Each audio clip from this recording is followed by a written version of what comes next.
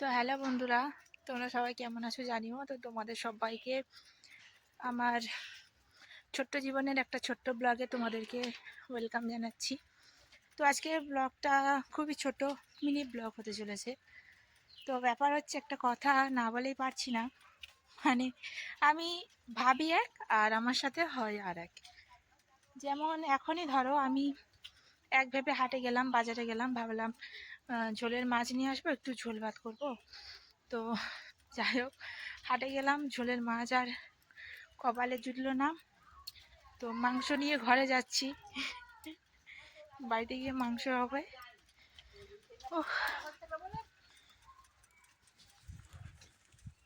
এখন বাজে প্রায় 11:45, 10:46। আর আমি সারাদিন নয়, একটু সমস্যার কারণে সকালবেলা যেতে পারিনি। যাই হোক, বেড়াতে গিয়েছিলাম, বেড়াতে ঠিক মতো না পেলাম মাছ আর না পেলাম মাংস। তো আমি কালবাট খাই না, আমার একটু গন্ধ লাগে। কালবাট খাই না বলে যে একদম খাই না তা নয়, আমার পছন্দ না, গন্ধের জন্য একটা পছন্দ নয়, ঠিক আছে। তো ভেবেছিলাম পোলট্রি নেব, তো পোলট্রিও কাটা পেলাম না, কালবাট ছিল, কালবাট নিলাম। মানে আমার পছন্দের কোনো কিছুই আজকে হচ্ছে না, যেটা ভাবি তার উল্টোটা হচ্ছে।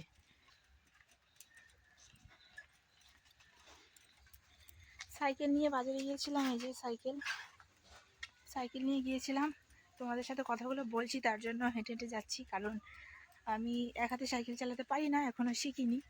সবে মাত্র সাইকেল চলা শিখেছি, কিছুদিন হলো সাইকেল চালাচ্ছি, আমি জানতাম না সাইকেল চলা। তো চলো বাড়িতে গিয়ে জোগাড়পত্র করবো, রান্নাবান্নার সময় আবার আসছি।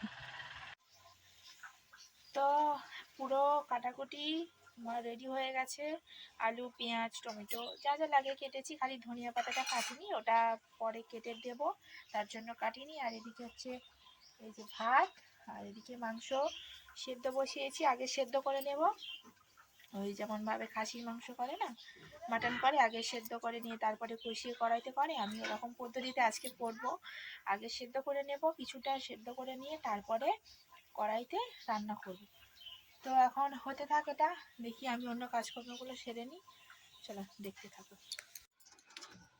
রান্না বান্না কমপ্লিট, এই যে মেয়েকে খাওয়াবো, ভাত বেড়েছি, মেয়ে রোদে বসে আছে দোলায়। তো চলো মেয়েকে খাইয়ে দিয়ে আসি, চান করিয়ে দোলায় বসিয়ে দিয়ে এসেছি। দোলায় রোদ লেগেছে বাইরে, কাপড়ের দোলা, তো ঠান্ডা লেগেছে, তাই ভাবলাম রোদে বসিয়ে দিই, আর রোদে বসিয়ে ভাতটাও খাইয়ে দিই। তো চলো ভাতটা খাইয়ে আসি। তো মেয়েকে খাইয়ে দিয়ে এসেছি, মেয়েকে খাইয়ে এখন হচ্ছে আমি খাচ্ছি। প্রচণ্ড জোরে খিদে পেয়েছে, সকালবেলা খাইনি, প্রচণ্ড জোরে খিদে পেয়েছে। এই যে হাফ ভাত প্রায় খাওয়া হয়ে গেছে বললেই চলে। তো খুব সুন্দর লাগছে আজকে একটু অন্যরকমভাবে বানিয়েছি। আর যেরকমভাবে বানানো হয় সেরকমভাবে যদি নর্মালভাবে বানাতাম, তাহলে যে গন্ধ যেটা লাগে আমি বলছিলাম, তো ওই গন্ধটা থেকে যেত। কিন্তু আমি এটা অন্যভাবে বানিয়েছি যাতে একদম না গন্ধটা লাগে। তো রেসিপিটা অবশ্যই একদিন তোমাদের সাথে শেয়ার করব। আমি আগে করে দেখলাম যে গন্ধটা যায় কি। তো এখন বুঝতে পারছি যে হ্যাঁ, একদম গন্ধ নেই, কোনো মানে গন্ধ পাচ্ছি না, আজকে কোনো গন্ধ পাচ্ছি না। যেমন ভালো লাগে খেতে পোলট্রি মুরগি, ঠিক তেমনই লাগছে। তো তোমরা যারা খেতে পারো না কালবাট, তোমাদের জন্য রেসিপিটা অবশ্যই একদিন শেয়ার করব। চলো এখন খেয়ে নিই, প্রচণ্ড জোরে খিদে পেয়েছে।